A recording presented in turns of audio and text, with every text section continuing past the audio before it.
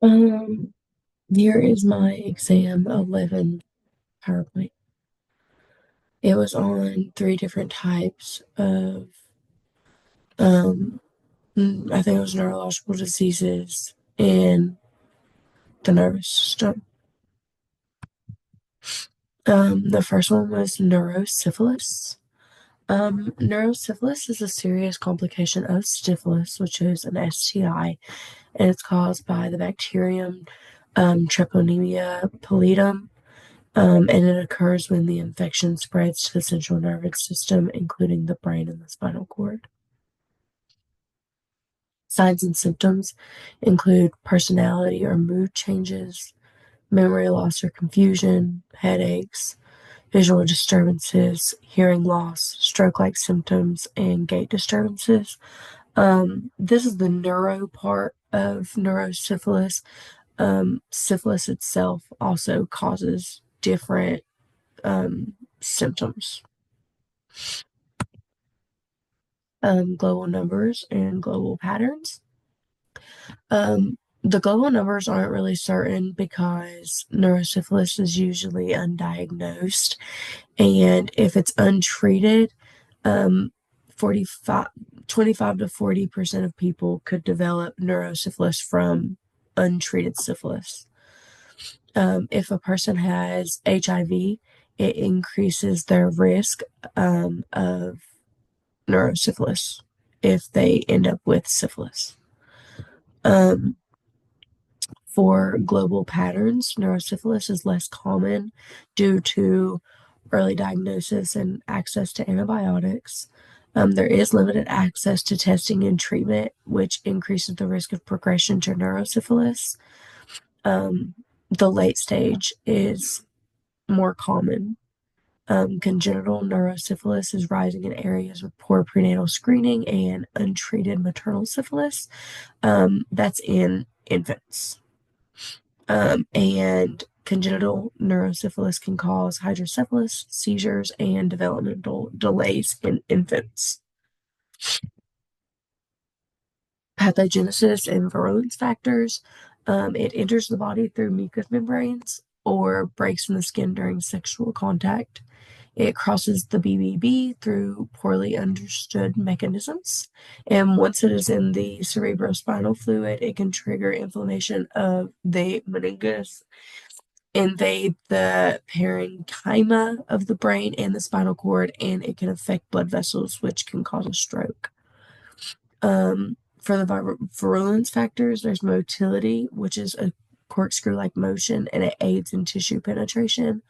Low antigenicity, where it lacks many surface antigens, which delays immune recognition. Adhesions, which enable binding to host tissues and can help cross the BBB and localize in neural tissues, and the ability to persist intracellularly. It can hide in host cells and contributes to chronic infection and immune evasion. Diagnosis and treatment. To diagnose it, you have to have a cerebral spinal fluid analysis, which they do a lumbar puncture, a VDRL or FTA-ABS test on the blood and the cerebral spinal fluid, an MRI or a CT scan to assess the damage of the brain. For treatment, there's IV penicillin G, which is the drug of choice. Um, Treatment may need to last longer than usual, um, usually 10 to 14 days longer, and you will need to follow up with a serial cerebrospinal fluid exam if it's necessary. Lyme disease is next. Lyme disease is a tick-borne infectious disease caused primarily by the bacterium Borrelia burgdorferi in North America, and it is the most common vector-borne disease in the U.S. and certain parts of Europe. Signs and symptoms of Lyme disease. Early symptoms is like a bullseye rash, fever, chills, fatigue, headache, muscle ache, swollen lymph nodes, pretty much flu-like symptoms. The early dissipated symptoms are facial nerve palsy, which is like Bell's palsy, meningitis, numbness, irregular heartbeat, dizziness, and chest pain. And then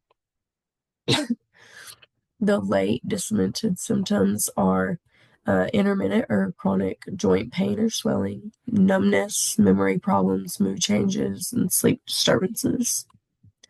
Global numbers and global patterns. It is estimated that 476,000 cases happen each year just in the US. Over 200 to 300,000 cases a year happen in Europe, precisely in Central and Eastern Europe. And it's underreported in many regions due to the limited surveillance and misdiagnosis. Some hotspots are northeastern US, upper Midwest, and parts of Canada. It does increase due to climate change because that's when when it's warmer, that's when ticks are out more. There's high incidence in Germany, Austria, the Czech Republic, and Sweden. And there has been some cases reported in China, Japan, Russia, and Mongolia. Pathogenesis and virulence factors. Transmission typically requires 24 to 48 hours of tick attachment. So, for example, if a tick gets in your hair, it can attach to your scalp and it can put a bubble on your brain. But hopefully that wouldn't be the case. But for it to be transmitted, the tick would have to attach to a site for 24 to 48 hours. And bacteria would replicate at that site of where the bite was. And the bacteria would begin spreading through the blood and the lymphatic system, and it can invade the heart, the joints, and the nervous system.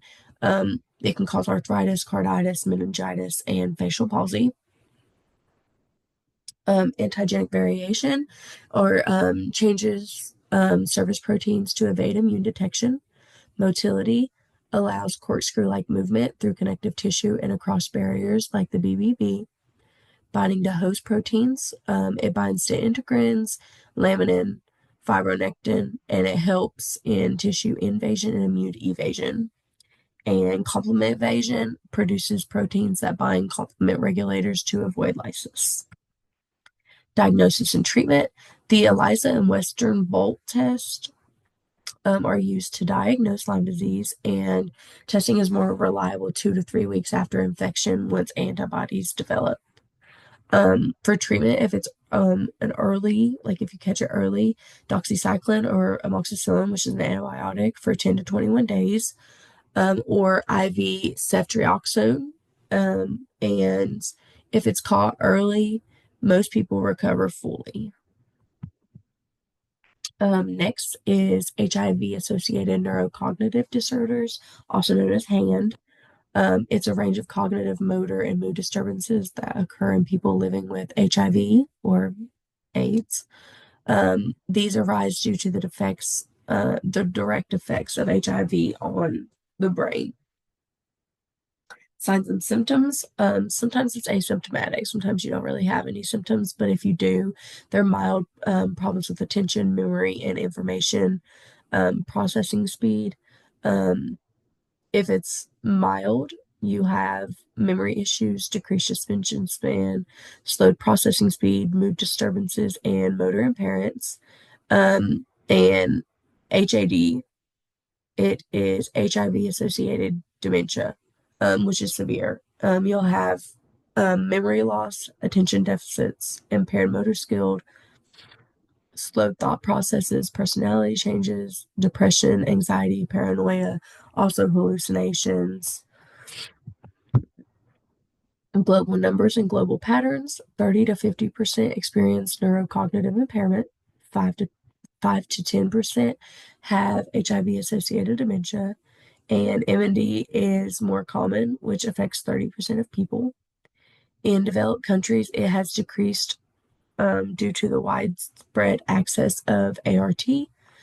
Sub-Saharan Africa and Eastern Europe still report higher rates of HAND, and the burden of HAND is increasing in older HIV-positive people.